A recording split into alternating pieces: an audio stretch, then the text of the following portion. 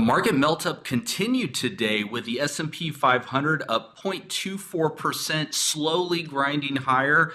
We're up 3.5% or 3.4% to be precise since we bounced off this support back on November 20th. We actually tagged the 60-50 level today, which is the bottom end of our upper dealer cluster zone. This is an area where dealer selling pressure could start to kick in. However, we do have gamma exposure growing at the 6100 strike. And if you've been watching our videos for a while, you know that this is a signal that market participants are positioning at higher strikes and have a lot of interest in these strikes. So the 6100 level is important to see how it's growing. And if we can get a little consolidation going, maybe a little pullback, that would be a good entry point for the next leg higher. So the uptrend is still intact, still pointing at a nice 45-degree angle right into these larger gamma exposure concentrations to the upside. Another interesting thing that I noticed today is that there is actually interest at the 6200 strike. This has grown quite a bit over the last two trading sessions, and I know that blows a lot of people's minds, but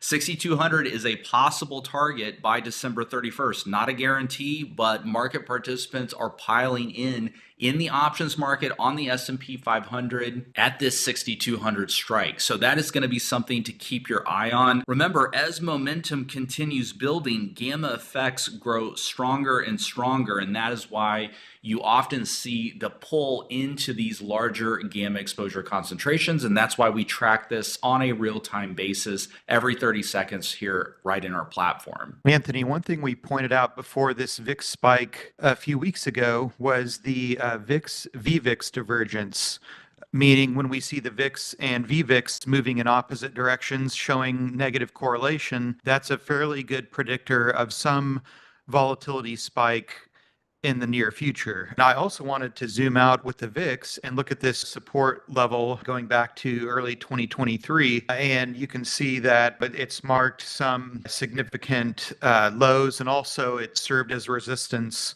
once the VIX came down further toward the end of 2023 through this time frame. And we're very close to that line. So I'm a little bit wondering how much further the market will go. We've been highlighting the 60, 50 to 6100 area on SPX, just like you mentioned a second ago. And one other thing that I'll point out on VVIX, whereas the VIX is below the whole moving average and the middle Keltner channel, and it has some room to go down to the lower Keltner, VVIX is still above the whole moving average at 85.27, which in my methodology, staying above the whole is a long bias for whatever instrument you're looking at.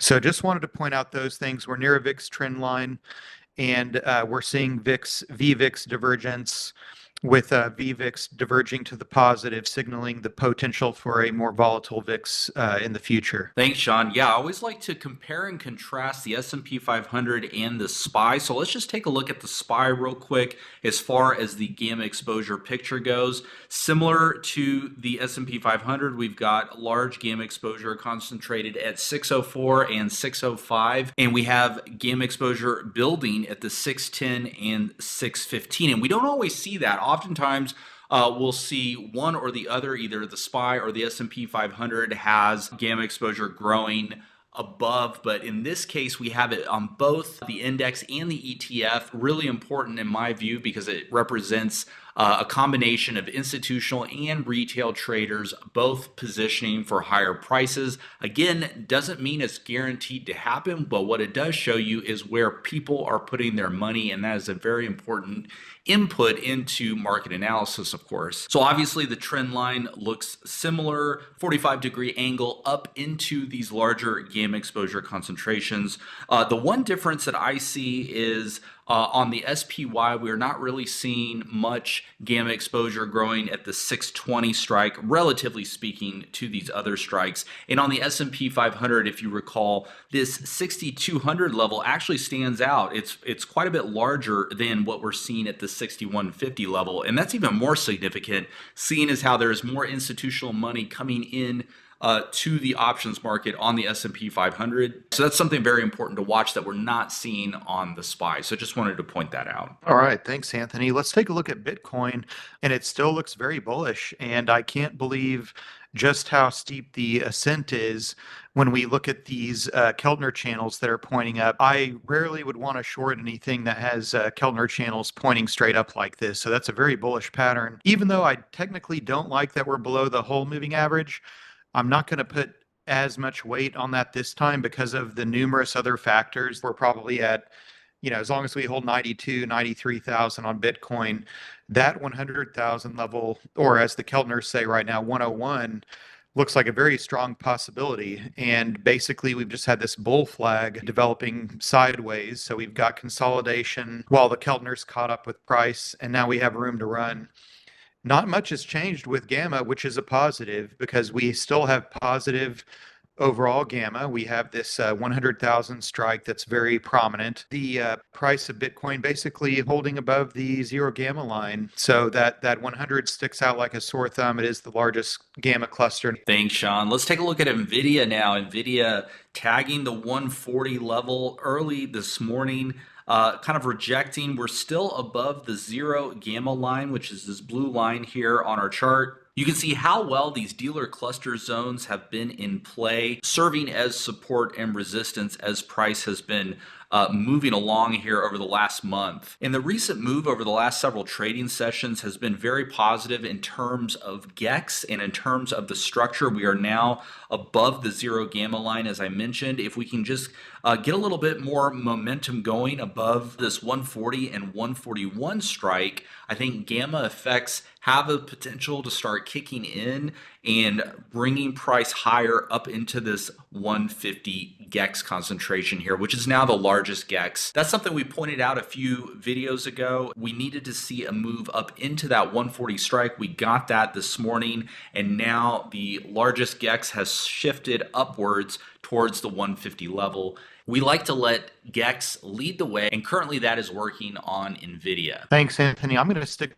with this semiconductor theme. I was looking at Broadcom, AVGO, and we got above the whole moving average for the first time in a couple of days on Friday. Let's take a quick look at gamma. So we have positive gamma. We have the biggest gamma clusters at 170 and at 180. I noticed the 170 is this Friday, so that's very soon. 180, looking at our 3D chart, I'll zoom in a little, is at December 20.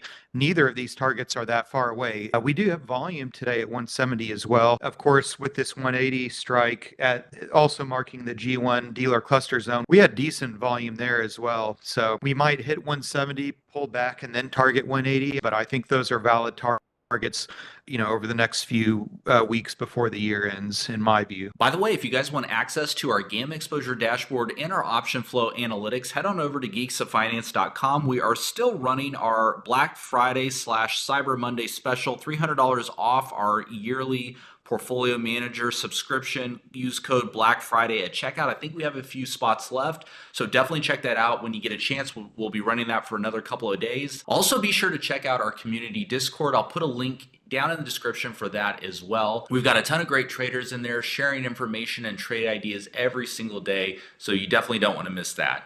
Thanks so much, everybody, for watching, and we'll see you guys in the next video.